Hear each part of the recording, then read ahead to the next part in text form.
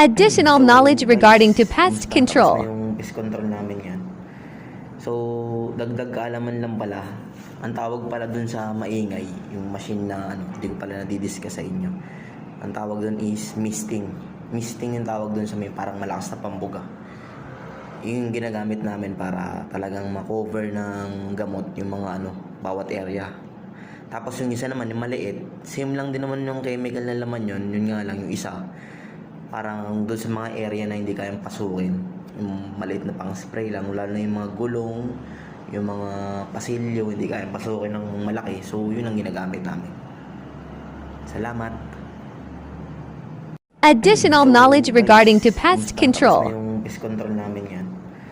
So, dagdag kaalaman lang pala. Ang tawag pala dun sa maingay, yung machine na hindi ko pala nadidiscuss sa inyo. Ang tawag dun is misting.